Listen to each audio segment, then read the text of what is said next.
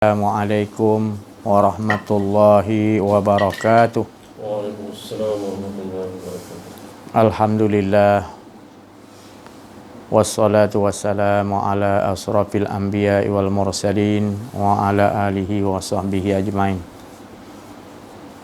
Fafahamnaha Sulaimana wa kullan ataina hukman wa ilma wa saharna ma'a Daudal jibala yusabbihna wa tayra kunna fa'il.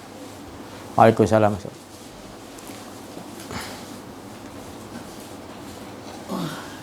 Qala rabbi shrah li sadri wa yassir amri wahlul 'uqdatam min lisani yafqahu qawli wa sallallahu ala sayidina Muhammadin wa ala alihi wa sahbihi wa baraka sallam. Subhanaka la ilma lana illa ma 'allamtana innaka antal alimul hakim. La haula wala quwwata illa billahil aliyyil azim. Allahumma salli ala sayidina Muhammadin wa ala alihi wa sahbihi wa sallim. Alhamdulillah, bersyukur kita kepada Allah Subhanahu wa taala yang telah menurunkan kepada kita ini berbagai-bagai nikmat. Allah turunkan yang sebelum ini kita tidak ada apa-apa. Belum disebut apa-apa. Jadi kita nak hilangkan, nak rasakan belum ada apa-apa tu pun kita masih lagi tersangkut maknanya. Belum ada rasa apa-apa, boleh buat. Begitulah dimaksudkan oleh Allah SWT. Maknanya kita belum disebut lagi apa-apa, belum ada. Ni sekarang ni kita dah ada. Jadi dah ada tu pasti kita akan rasa kita ni ada. Bila kita dah ada ni, kita ingat kita ni ada. Jadi yang adanya bukan kita.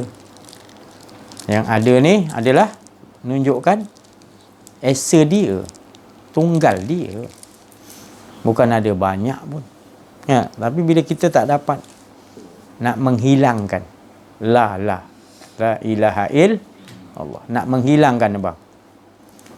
Nak menghilangkan. Boleh? Jadi kita kena mohon pada Allah betul-betul. Kita nak hilangkan betul-betul diri kita ni. Memang dia suruh kita, dia dah bagi akal fikiran kepada kita, nur dia. Nur tu maknanya dia bagi tu, dia tunjukkan amsalalinas. Perumpamaan. Banyak tak Allah bagi perumpamaan dalam diri kita dan juga di luar sekian alam. Banyak perumpamaan Allah bagi. Nak menunjuk, nak menyatakan yang ada hanya dia. Tapi bila kita dah tak jumpa hala tujuan kita, yang sebenar-benar hala tujuan kita tak lain la ilaha il, tak ada, kita ni tak ada, yang ada. Tapi kita tak mengaji ke situ, asasnya tak ke situ. Bila asas tu tak kuat, boleh tak kita menerima yang lain? Tanah tu tak kuat, kita nak naik bangunan, tiang sebatang pun tak boleh nak tegak. Tipu je lah, kita tegak-tegak semua roboh je. Apa ilmu kita roboh semua. Sebab dasar dia, utama dia, asas dia adalah, wadah dia, bekas dia adalah mengesakan Allah. Itu yang paling nikmat. Tak ada yang lebih nikmat lagi. Majid, anak abah, Ifan, Muhammad, ada tak ada yang lebih nikmat lagi? Tak ada. Yang betul-betul paling nikmat yang kita nak rasakan adalah di sisi Allah. Faham? Faham tak abah? Anak abah ni? Faham tak? Ada apa-apa soalan? Majid, siapa dapat jawab ni, abah akan bagi hadiah. Hadiah yang lumayan. Apa hadiah yang kau nak? Kalau dapat jawab. Abang nombor 1 dulu, abang nak tahu. Apa hadiah yang rasa-rasa abang nak? Kalau dapat jawab abang punya soalan ni, abang akan bagi hadiah. Apa hadiah yang abang nak? Sebut dulu. Abang je, Ipan, apa hadiah dia? Tak kira lah siapa-siapa pun. Special ni hari. Nasi kandar, apa? Apa bang? Ayam mas. Apa? Abang? Abang. Yang bisik-bisik. Abang dulu. Abang. Cakap dengan abang. Dia apa? Tak kisah. Abang bagus. Tak kisah. Makcik? Cakap je lah. Kalau dapat jawab ni soalan dia mudah. Tapi jangan ingat mudah. Apa ni soalan ni? Apa soalan? Siapa dapat jawab? Apa soalan ni? Bukan. Nantilah apa soal. Jawab apa yang kau nak dulu. Kalau dapat jawab. Apa yang anak-anak abah dapat. Tak kira siapa-siapa. Dalam YouTube ni tak boleh lah. Jauh kan. Abang tak kisah.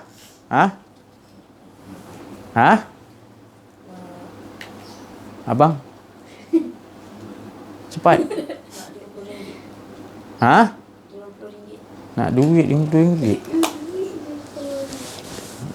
Makcik Irfan?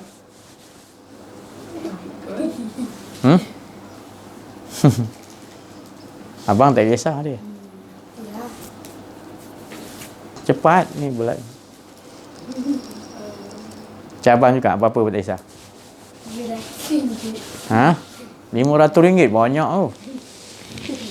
Tak pernah dalam sejarah orang minta dapat jawapan RM500. 1M boleh.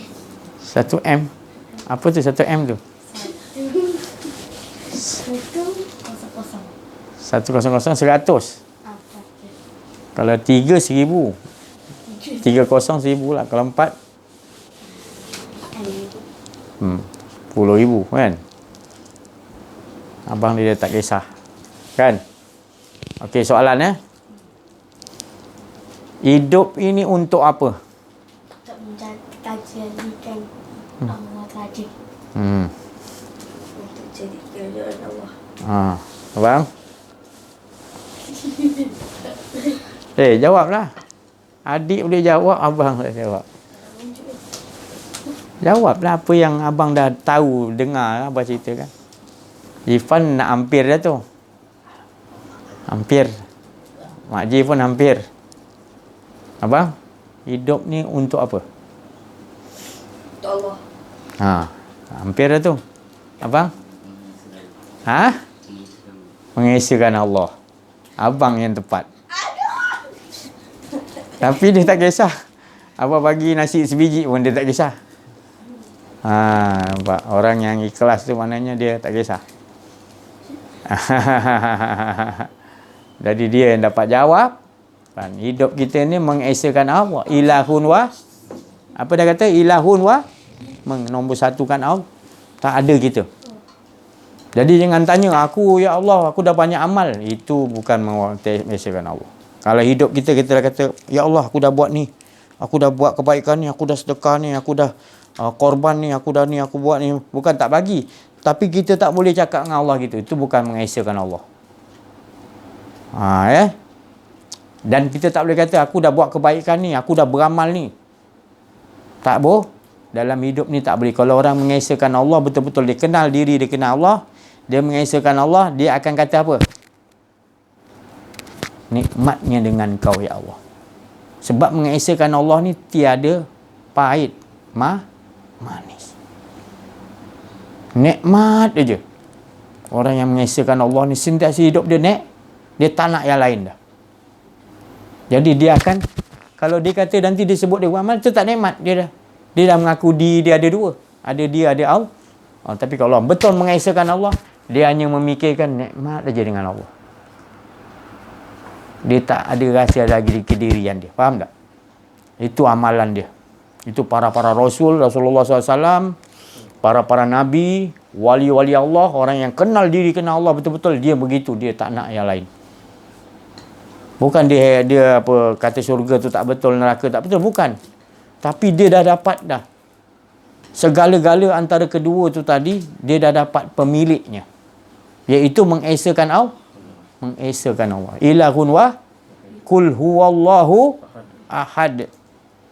Itu maknanya kalau kita nak dapat faham ni tadi, yang anak saya jawab tadi, yang Irfan pun jawab tadi, mentajalikan Allah, betul juga. Hampir. Tapi jika Mak J pun untuk redha Allah pun betul juga. Tapi yang lebih tepat dia mengesakan qul huwallahu la ilaha il tak ada di kita. Itu yang paling tepat. Jadi ingat betul-betul, itulah hala tuju hidup kita, tak ada lain. Kalau kita ambil selain daripada itu maknanya kita memutuskan tali nikmat dengan yang menciptakan kita, kita tak faham maknanya. Tapi kalau kita terus duduk, maknanya kita faham. Itulah yang nak dipegang betul-betul. Maka akan datang bila kita pegang betul-betul dengan Allah tadi, tak ada di kita, akan datanglah ilmu makrifat, ilmu gaib, semua terbuka nanti. Perkara-perkara yang kita tak tahu semuanya terbuka. Sebab kita duduk kat maha gaib, kita tenggelam. Tentu yang gaib kita tahu. Apa saja ilmu-ilmu akan menggoda kita kalau kita betul mengesakan Allah. Tak ada kita dah. Ilmu-ilmu duduk keluar semua dah. Segala ilmu. Ilmu iblis, ilmu malaikat, ilmu apa saja pun duduk kat luar semua. Kita nampak tu semua. Dan dia merayu-rayu kepada kita, tolonglah ambil aku, tolonglah pakai aku. Aku boleh gini, aku boleh ini. Dia ajak kita keluar daripada makam yang paling nikmat. Jadi kita sentiasa dia ajakkan macam mana pun dia untuk nampakkan kehebatan dia ke apa benda ke, kita jangan. Melainkan bila Allah tu Allah suruh ambil ilmu fiqh, ambil. Allah ambil suami tasawuf, ambil. Ibarat Allah yang suruh. Kalau Allah tak suruh, kita duduk dengan dia. Sebab itulah tempat titik sebenar yang kita nak kena tenggelam. Lautan ahadiyah, lautan tauhid, ataupun dipanggil nur zatullah. Di situlah dinding nak mencapai kepada zat dia. Mesti menerusi nur zatul, iaitu Nur Muhammad. Kerana dalam diri Nur Muhammad tu ada nur zatullah. Nazatullah itulah yang dikatakan laisa. Dalam diri tu nama laisa kami si syai'un. Yang tak boleh nak diseumpamakan dah. Habis dah situ.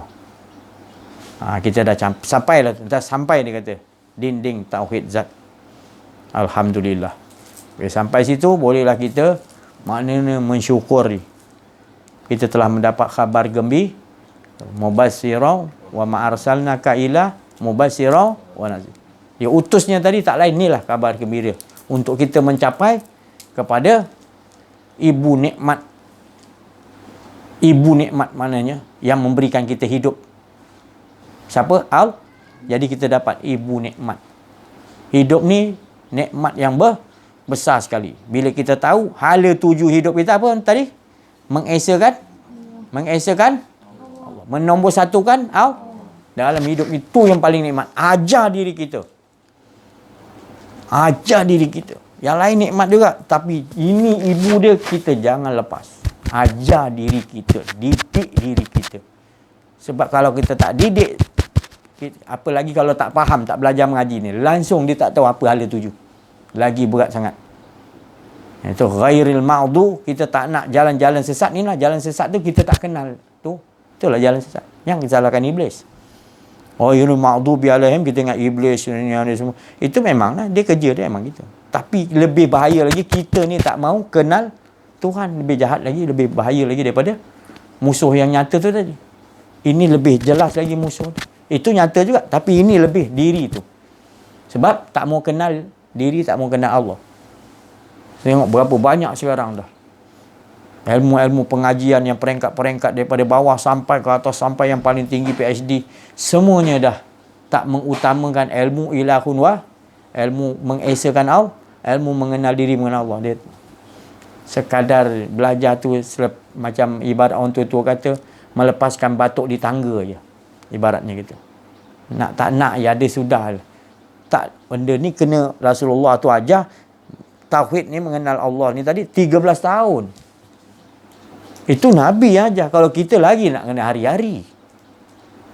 Nak kena pantau hari-hari. Guru yang bimbing tu nak tengok hari-hari. Tu Rasulullah pun 13 tahun, apa lagi kita? 100 tahun pun tak cukup lagi. 1000 tahun dibagi pun kita belum lagi kenal betul-betul Allah. Tapi yang pentingnya kita terus belajar supaya kita makin lama makin merasakan tidak ada lagi kedirian kita. Tak ada. Itu yang seronok rupanya. Lagi kita tak ada rasa diri, rupanya lagi manis. Dia tak boleh, ada sekuman pun masih lagi tak beres. Buat lagi.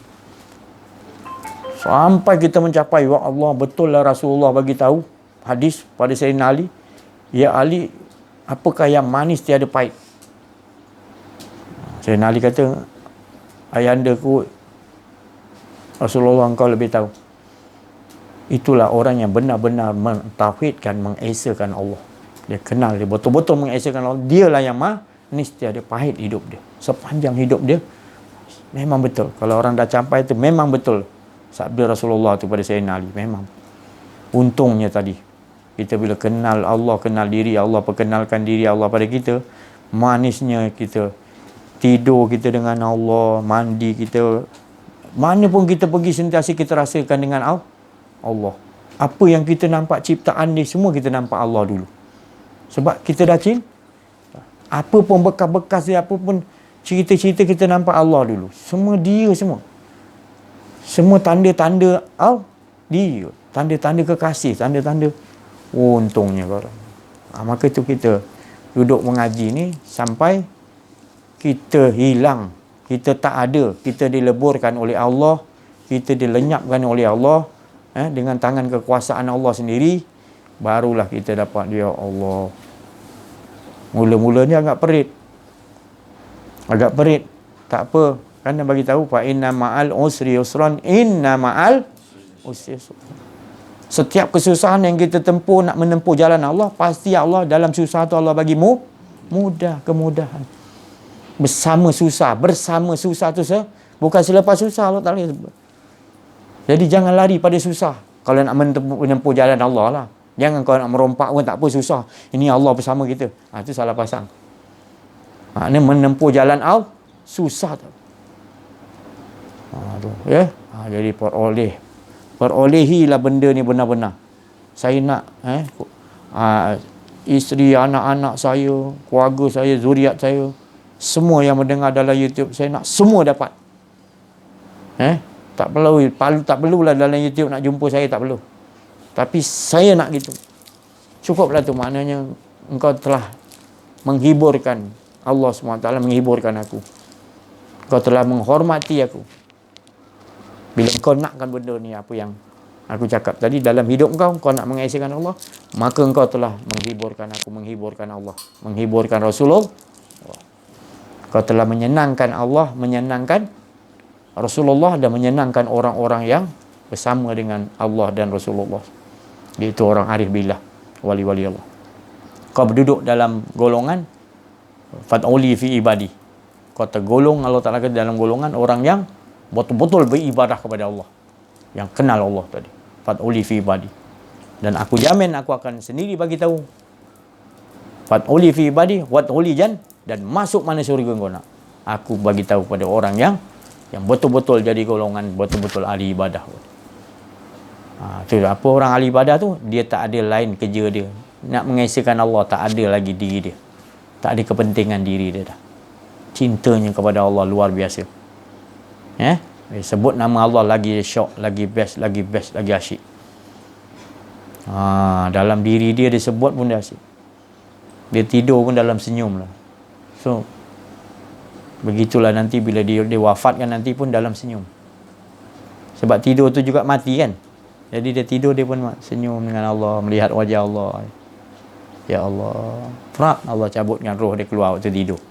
Bangun pun dia rasakan, oh Allah hidupkan aku boleh. Nikmat dia dengan Allah. Jadi dia nak hidup dia pun dia nak mengesakan Allah 24 jam. Dia solat juga, puasa juga. Sedekah juga, zakat juga. Tu. Apa pun saja dia tetap 24 jam daim, solatan daim dia dalam mengesakan Allah, menombor satukan Allah, mentajalikan hak Allah. Tak ada dia rasa untuk kepentingan dia. Dia olahkan. Datang ujian dia olahkan lagi. Bukan maknanya tak kena ujian. Ujian dia datang, dia tetap. Ini Allah nak naikkan taraf dia. Dia anggap ujian tu sebagai hadiah daripada Allah. Sebab dia dah orang dah kenal diri, dia kenal Allah ni. Dia dah tak nampak tu ujian. Dia nampak itu satu macam Lailatul Qadar. Kalau kita nampak ujian lagi. Kalau bagi orang yang ahli Allah ni, para rasul, para nabi-nabi, para wali Allah, orang arif billah, dia ujian yang sampai tu, dia cakap juga, ini malapetaka ni. Tapi malapetaka yang membawa kenikmatan kepada Allah. InsyaAllah. Allah nak seolah-olah daripada bentuk ujian tu, malapetaka tu, di samping, di sebalik tu, ada sesuatu yang Allah nak anugerahkan, iaitu kurniaan Allah di sisi Allah. Sebab Allah dah bagi tahu, tidak aku bagi sesuatu ujian kepada orang mukmin melainkan di sebalik itu ada sesuatu hadiah.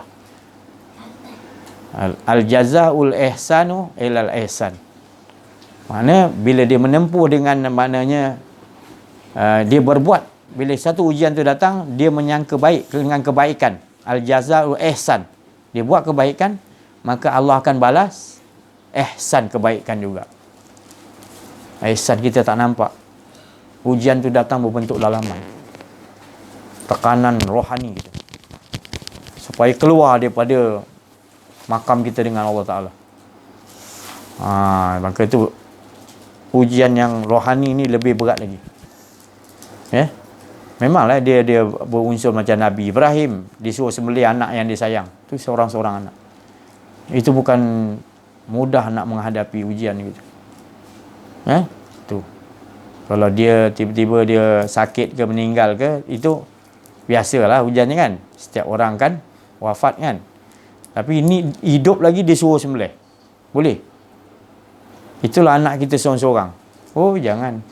Anak kita orang jentik pun kita marah. Kan? Lukakan sikit anak kita. Macam mana rasa kita? Kan? Tak rasa kita sebelum kau lukakan, aku punya tangan sampaikan kau dulu. Betul? Betul tak? Betul. Itu sebab. Tapi bila Allah tu suruh Nabi Ibrahim nampak itu anak dia ke ataupun ni hak Allah Ta'ala lebih penting? Anak ke ataupun anak tu tadi hak Allah Ta'ala ke hak Nabi Ibrahim? Hak Allah. Bukan senang. Kita kalau anak, kita ingat kita lagi mustahak pada anak. Sebab apa? Kita berhak pada anak, kita rasa itu. Tapi Allah lagi berhak pada anak kita. Sebab dia yang jadikan anak kita. Kita selalu mengaku-mengaku itu kita punya. Bila Allah berkehendak, Nabi Ibrahim dia kenal diri, dia kenal Allah, dia ikut. Sebab tahu memang tu anak aku sayang. Itulah seorang. Tapi bila Allah yang minta, Allah lebih berhak lagi. Aku akan ikut. Mantap dia tadi. Keimanan, keyakinan, kenal diri dia dengan Allah, mantap. Tu. Dia buat pula kaedah. Tanya pula anak dia lagi. Boleh tak disembelih? Ni sebenarnya bulan korban ni masuk sikit. Boleh tak? Anak, boleh tak nak? Ayah mimpi nak. Tu. Nabi Ibrahim kata, ayah mimpi nak. Mimpi apa ya?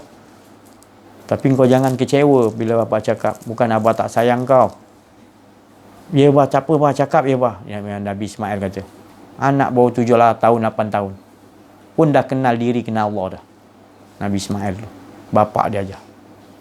Belum lagi sampai laki balik lagi dia dah diperkenalkan Allah Ta'ala pada Nabi Ibrahim. Yakin ni pada Allah. Nak, apa dia bah?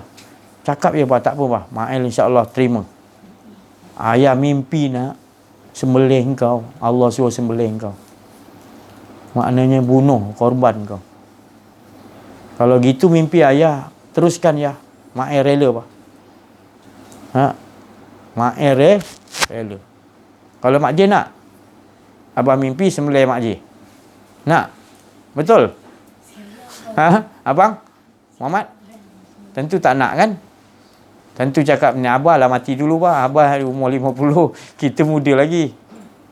Tapi Mak J tak Mak J rela kan? Boleh? Tak payahlah sembelih. Mak J tak payah sembelih lah. Abah hantar ke gunung mana entah, Mak J duduk seorang-seorang. Tak mati duduk situ. Abah bagi tiap-tiap bulan bekalan-bekalan. Boleh? Boleh, betul? Saksi ni dalam ni YouTube lagi saksi. Nak?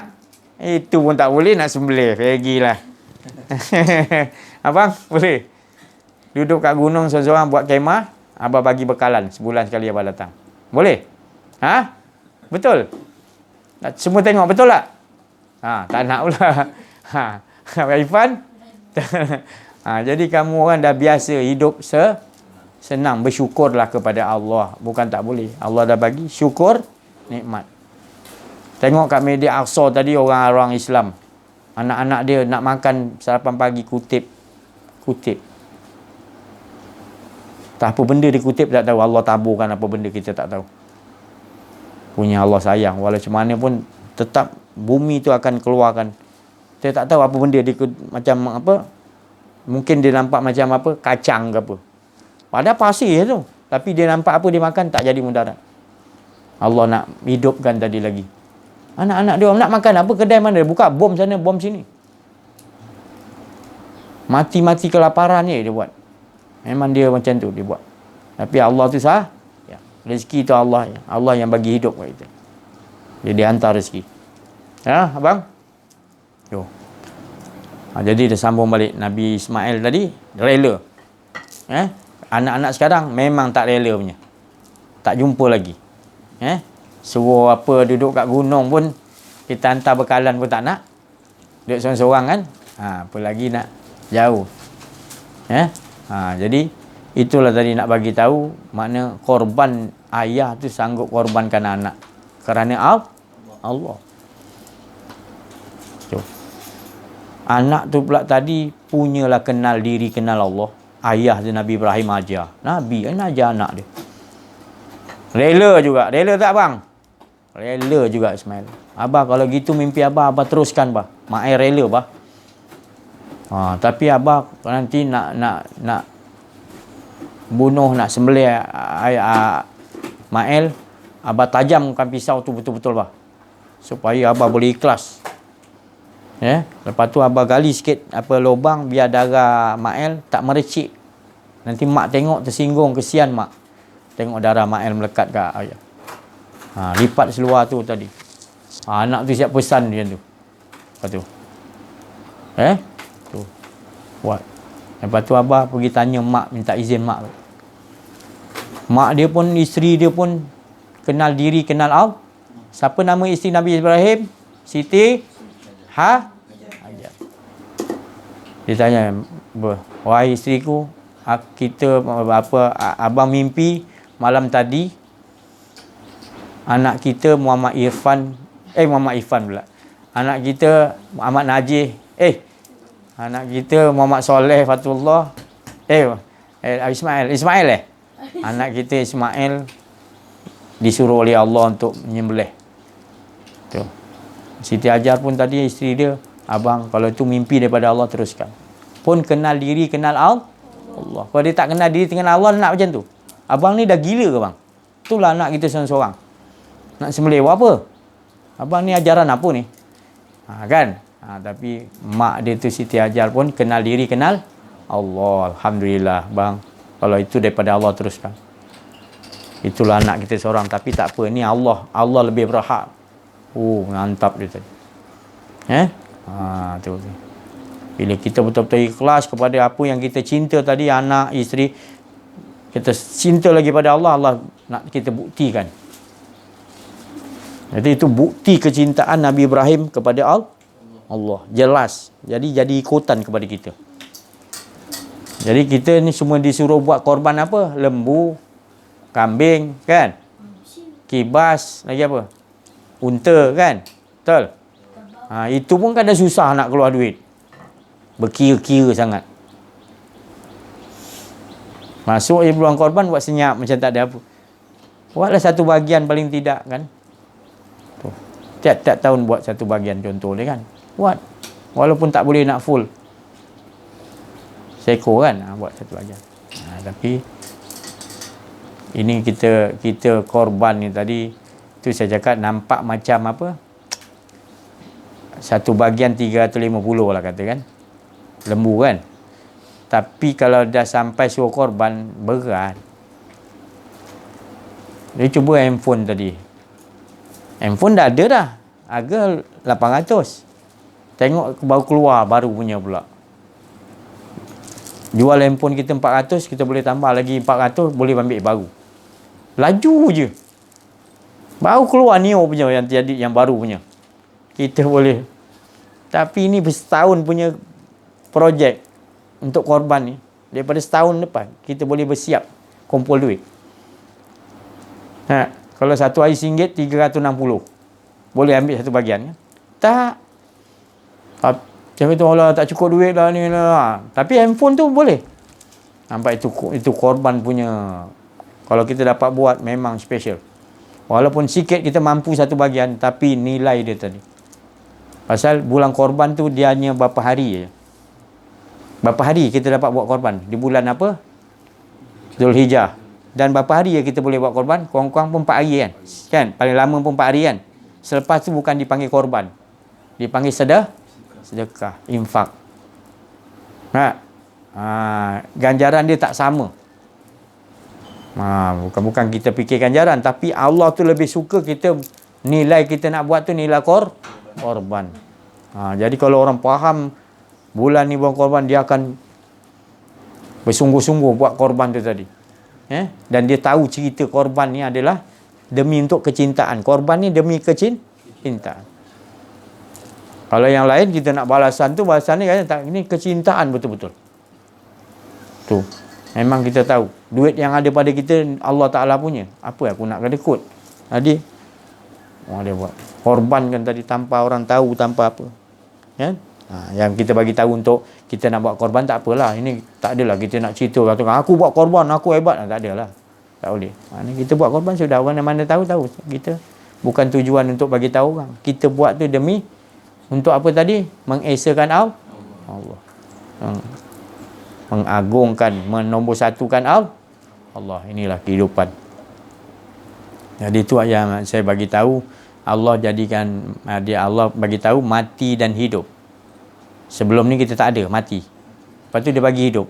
Lepas tu dia nak tengok hidup kita ni ahsanu mauta wal haya liyabluwakum ayyukum ahsan. Aku nak tengok, aku nak uji tengok macam mana. Mereka ni tadi aku bila aku yang jadikan mati dan hidup, kemudian aku nak tengok ahsanu amalah.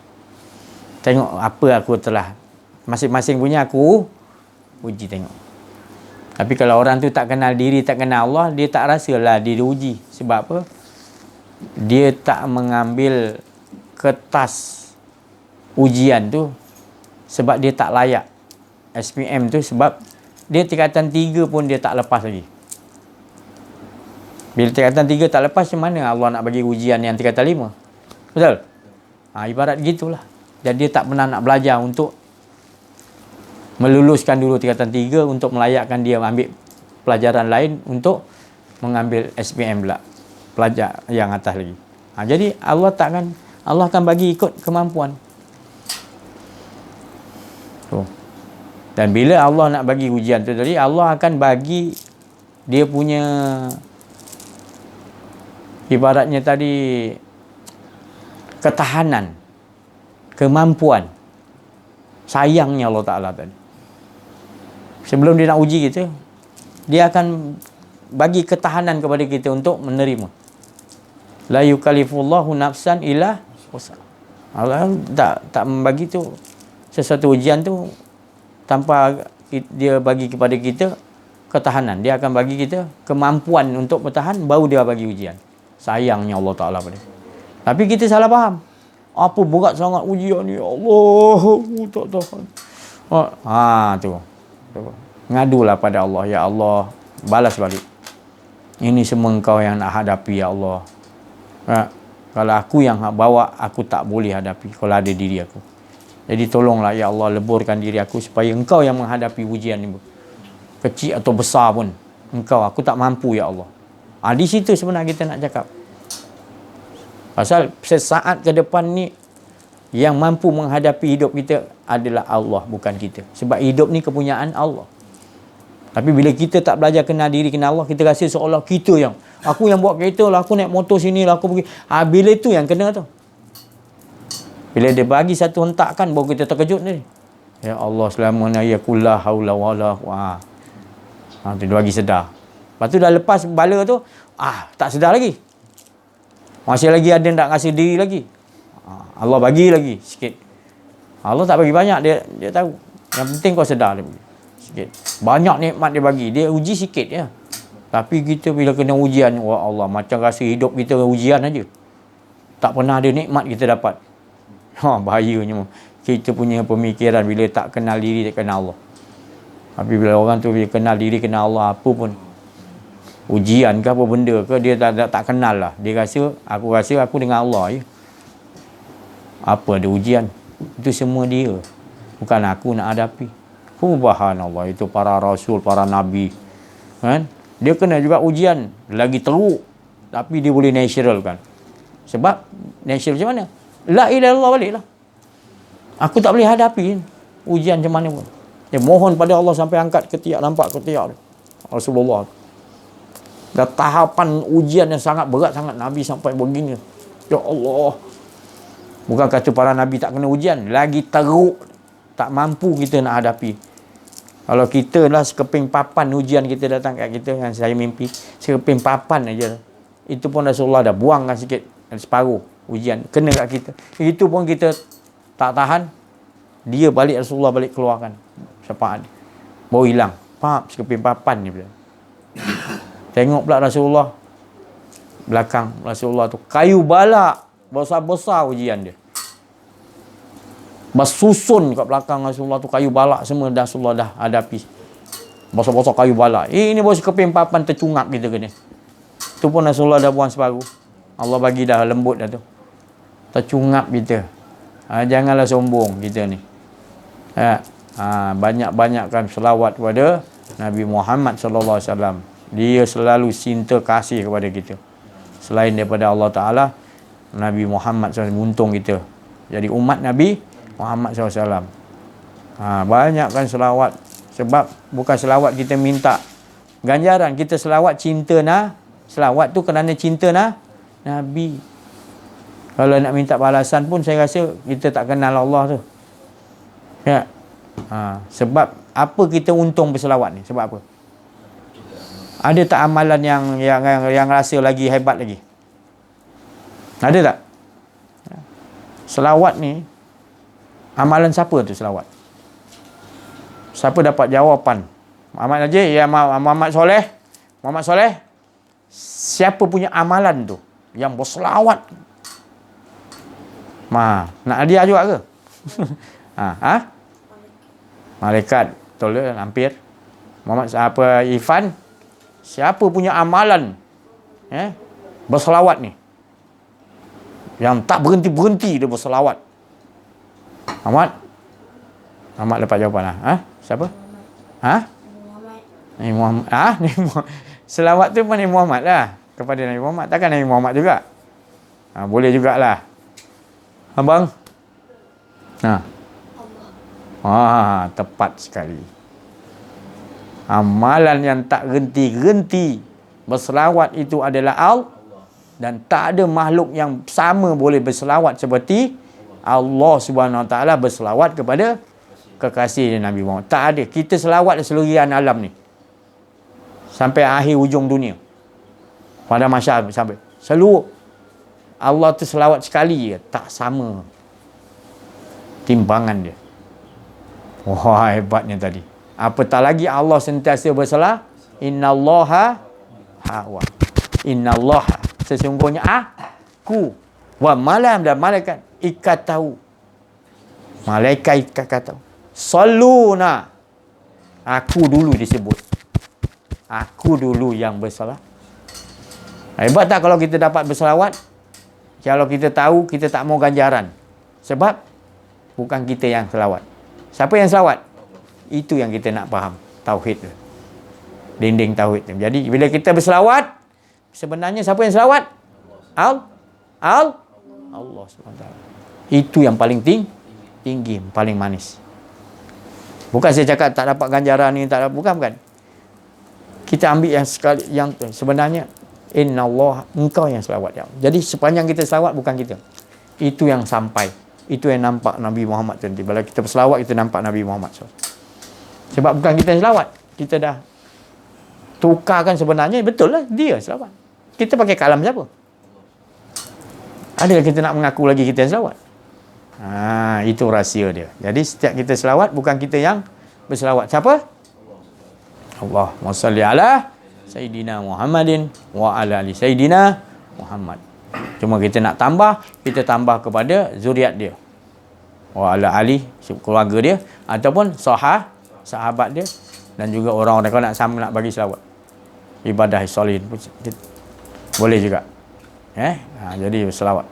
Jadi bila kita duduk selawat situ, nanti Allah sendiri akan berselawat. Dan Nabi Muhammad akan selawat kepada kita. Balas balik. Selawat tu bahasa Malaysia ada apa? Makna dia.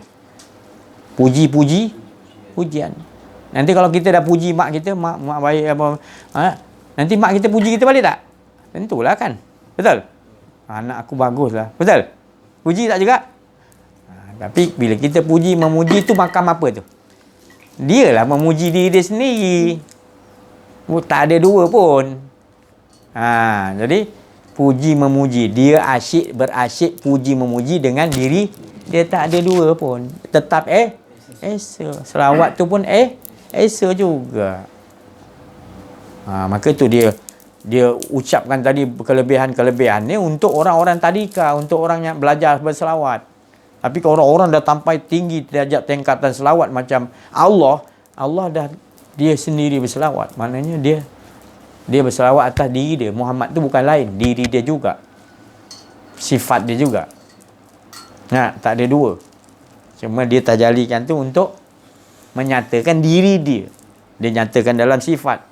Daripada dirinya tadi, dia nyatakan sifat dia. Dan sifat dia sendiri memuji diri dia sendiri. Jangan nak cari laisa tu tadi, zat tu tadi. Cukup kita tahu sifat tu sendiri memuji diri dia. Daim berkekalan terus. Cukuplah kita duduk situ sampailah dinding zat. Laisa tadi. Jangan ada dikaji lagi laisa tadi. Nak kaji laisa gila lah. Mana boleh lagi. Cukup sampai itu kita merasakan sifatnya itu tadi yang ada. Itu diri dia dengan dirinya. Sudahlah. Sampailah dia nak katakan tahu. Mengesakan. Dan nombor satukan Allah. Itu yang betul. Ya. Faham tak? Itu mana kedudukan itu. Mana kita telah mendapat satu kedudukan yang maqam mahmud, makam yang terpuji dan tertinggi, yang telah Allah janjikan wasilah dia kepada Nabi Muhammad. Sebabkan kita berwasilahkan Nabi Muhammad SAW, kita dapat tak maqam? Apa tu wasilah? Wasilah tu janji Allah kepada Nabi Muhammad SAW, iaitu siapa yang berwasilahkan kepada Nabi Muhammad SAW akan sampai kepadaku. Apa ayat Quran dia? Qul in kuntum tuhibbunallah fattabi'uni. Ikuti. Allah Ta'ala kata, siapa ingin dicintai aku, sampai kepada aku, ikuti jejak langkah Nabi Muhammad SAW. Syariat, tarikat, hakikat, makrifat. Seiringan. Kenal takluk dia semua, kenal diri, kenal Allah. Itu takluk dia. Syariat, tarikat, hakikat, makrifat, nak dikenal keempat-empat ni, alif lam lam ha ni. Syariat, tarikat, hakikat, makrifat, zat, sifat, asma, af'al. Keempat ni kalimah ni alif lam lam. Kenal sekali Tuhan punya diri. Maknanya takluk dia kenal di wa fi anfusikum afalah. Tengok dalam diri kita ni tak ada. Baru dia datangkan nyatakan dialah sebenarnya ada. Semua ni tak ada. Baru betul. Sampailah kita kepada dinding tauhid zat. Inilah nama dia yang saya cakap tadi, kemenangan. Allah sendiri bagi kemenangan kepada, inilah kemenangan Rasulullah, tak pernah kalah, iaitu inna fatahna laka fatahan mubin. Begitu juga lah orang bila dah kenal diri, kenal Allah, dia akan dapat gelaran inna fatahna laka fatahan. Jadi Allah tak pandang rupa kamu, tak pandang darjat keturunan kamu. Allah tak pandang tu, kata Allah. Tapi aku pandang kau kenal tak? Kau kenal tak aku? Diri aku tadi kau kenal tak? Bila kau kenal, itulah nama takwa. Engkau berbeza daripada yang lain. Sebab engkau tu aku tu engkau. Maknanya Allah Ta'ala kata, engkau tu aku, maknanya bukan ada dua. Sebenarnya bila kau dah kenal, kau tak ada. Sebenarnya akulah sebenarnya engkau tu. Bukan makna dua, nak kena faham. Allah sendiri bagi tahu. Engkau tu aku tu engkau. Tapi kalau kau tak faham, tak kenal, kalau dia cakap macam tu kau tak faham. Maknanya seolah kau rasa ada dua pula. Bukan. Dia cakap tu diri dia dengan dia. Sebab kau dah kosong, tak ada. Kau dah kenal diri, dia lenyapkan diri kau, baru kau tahu kau tak ada apa, baru dia masukkan tadi rahsia dia pada diri kau, baru dia mengatakan tak ada yang lain dalam diri kau melainkan rahsia kau. Jadi rahsia itu adalah aku. Faham tak? Itu ya. Rahsia yang ada dalam diri kita bila kita dah kenal diri, kenal Allah, rahsia tu baru kita tahu. Rahsia tu dah tak lain adalah di. Tapi kalau kita tak kenal diri, tak kenal Allah, apa dia rahsia? Kita tercari-cari. Itu pasal kita cari dulu sampai kau ketahui. Engkau tak ada, yang ada rahsia dia. Rahsia itu yang menggerakkan roh. Roh tu menggerakkan nyawa. Nyawa yang menggerakkan hati. Hati menggerakkan tubuh. Bergerak, kau nampak. Tapi bila kau tak kenal dia berasal daripada rahsia Allah SWT, engkau rasa macam engkau. Bahaya hidup engkau. Ya? Kau berbalah-balah. Kau tu mana ada ni yang si Ajis punya ilmu ni sesat ni. Kau cakap tak apa. Nanti sampai saatnya sakaratul maut, kau rasakanlah sendiri nanti. Baru kau nanti menyesal. Menolak hujah-hujah yang maknanya aku diutus tadi oleh Rasulullah SAW untuk memerangi manusia supaya mengatakan la ilaha illallah ataupun mengimani la ilaha Allah. Jadi aku diutus untuk memerangi. Bukan memerangi itu pancung orang tu, tak. Memerangi dalam orang tu supaya tetap kau kena mengesakan Allah. Kau tak ada. Jangan buat memerangi pula. Kita ingat Rasulullah ni jumpa orang pancung. Kalau tak sebut la ilaha, bukan. Memerangi tu kita faham macam memerangi hawa nafsu. Faham tak? Memerangi hawa nafsu tu. Bukan ambil cocok pisau, matilah kita. Nafsu tu kita tak nampak. Tapi dalam diri kita, bila kita belajar kenal diri, kenal Allah, faham tak kita? Kalau kita tak belajar kenal diri, kenal Allah, kita tahu nafsu kita. Kita ikutkan, kita tak tahu dia musuh kita. Sebab dia melayan kita macam-macam.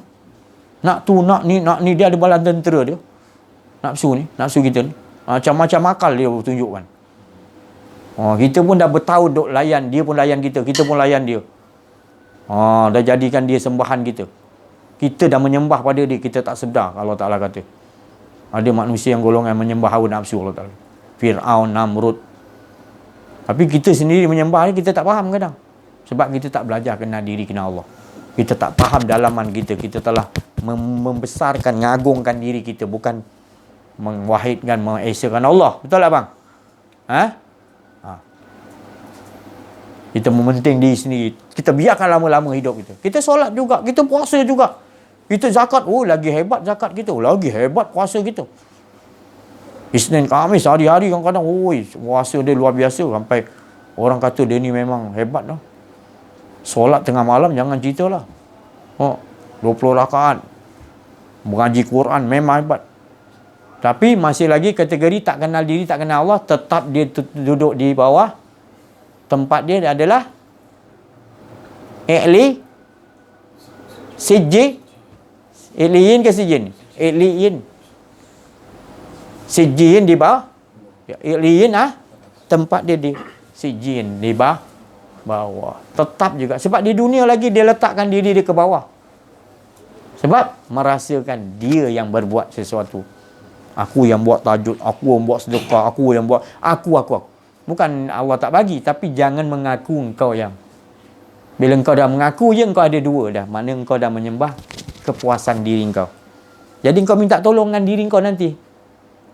Kat dalam kubur, kau mintalah nanti tolong dengan diri engkau. Yang kau kata tadi. Jadi berhati-hati. Wala yusyrik ibadati rabbihi. Jangan sekali-kali kita masuk. Rugi. Rasulullah ingatkan kita betul-betul. Jangan jadikan sia-sia amalan kita. Tak bertulis apa. Kitab kita ditolak semua. Baik atau buruk tak ada. Maknanya Allah bahayanya. Kalau bercahaya je tak apa. Ini ada kitab tapi tak boleh nak dihitung. Maknanya tetap tempat dia di neraka jahanam. Sebab ketika di dunia beramal, hendakkan sesuatu bukan Allah. Baru menyesal dia tadi. Dia fikir, dia rasa macam amalan yang dia buat tu dia dapat. Ya. Tapi hala tuju dia bukan kepada Allah, habis. Dia tidak inna solati wa nusuki wa mahayaya wa mamati lillah. Dia tak betul-betul. Dia cuma cakap lah apa, tapi sebenarnya dia nak sesuatu. Dia sebut nama Allah sebab nak sesuatu.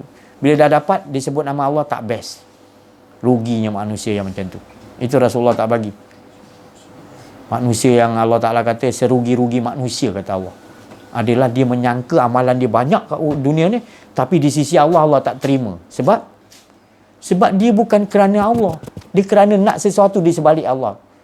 Dia dah dapat ganjaran tu, nanti dia tak nak Allah. Padahal kalau dia dapat syurga pun nanti, dia tetap juga tak puas juga dalam syurga. Sebab dalam syurga ada benda yang lebih nikmat yang tak ada dalam syurga, iaitu memandang wajah Allah. Ruginya tadi. Tu. Semua dalam syurga nak menunggu tadi. Hari Jumaat dia akan dibawa pergi jumpa Allah SWT direct. Bestnya tadi, nikmat yang paling best. Syurga pun kalau dihidangkan macam-macam tu, syurga kalau dia dapat lihat wajah Allah, dia malah nak hidangkan nikmat-nikmat tu tadi. Punya sedapnya memandang wajah Allah tu. Tak ada yang... Jadi kat dunia lah kita nak apa? Dapatkan. Jangan kat dunia kita tak dapat. Jangan sampai kat dunia ni kita tak dapat. Kita mesti tak dapatkan Allah. Nombor satu. Dia bagi peluang hidup ni. Cari sampai kita dapat. Ini tu hala tujuan kita. Kalau tak dapat, kita takut bila-bila kita mati. Kalau kita dah niat gitu, kita nak dapat. Kalau kita mati, insya-Allah sebelum mati lagi sakaratul maut, Allah akan perlihatkan wajah dia. Sebab kita punya niat tadi, nak dalam pencarian tu kita tak dapat, tetap Allah akan bagi nanti. Sebab niat kita nakkan Allah Ta'ala. Jadi pasang niat betul-betul. Jadi jumpa, cari orang-orang ni yang arif billah, yang kenal Allah. Cari. Sebab lebih sulit lagi nak cari orang ahli Allah. Tapi siapa yang berjumpa, untunglah dia. Ibarat aku ada dalam dia. Ibarat gitu. Kalau kau berjumpa orang arif billah, maknanya ibarat ni kau telah menjumpai aku. Ibarat gitulah Allah Ta'ala kata. Sebab kata-kata dia tu kata-kata aku. Sebab dia dah tak ada kedirian orang macam ni. Penglihatan dia penglihatan aku. Pendengaran dia pendengaran aku. Pemikiran yang datang dalam diri dia tu daripada aku. Jadi serupa juga kau jumpa aku. Untung kau. Tapi sulit nak jumpa. Tapi beruntung orang jumpa, dia terus ikuti. Beruntunglah dia. Macam sahabat Nabi dapat Nabi Muhammad SAW. Dan tabi'in jumpa sahabat Nabi. Dan tabi'in dapat jumpa tabi'in. Dia cari pertalian tu tadi untuk tak mutus dapat kenal kepada Allah menerusi wasilah Nabi Muhammad SAW. Dicintai. Wah. Mana kita ada wasilah pada Nabi Muhammad, kepada orang-orang yang kita jumpa ni, tetap kita akan dibawa cinta kepada Allah. Itu yang akan boleh sampai. Jadi Nabi Muhammad punya cara membawa kita kepada cinta. Bila dah cinta, baru kita buat sesuatu. Mana dia nak upah. Kalau dah cinta nak upah ke? Mana ada orang tinggal bercinta nak upah? Dia bagi lagi ada. Dia rasa kekurangan lagi ada. Tak, dia tak nak. Dia buat sesuatu tu, bangun tengah malam tahajud ke apa, sedekah ke, korban demi cinta. Lain kalau orang nak ungkit, nak balasan, lain wajah dia. Ya. Tu. Sekian insya-Allah. Kita sambung lagi sekali, ya. Ya nak apa? Tak nak makan dulu sini. Bismillahirrahmanirrahim. Assalamualaikum warahmatullahi wabarakatuh. Sedikit perkongsian.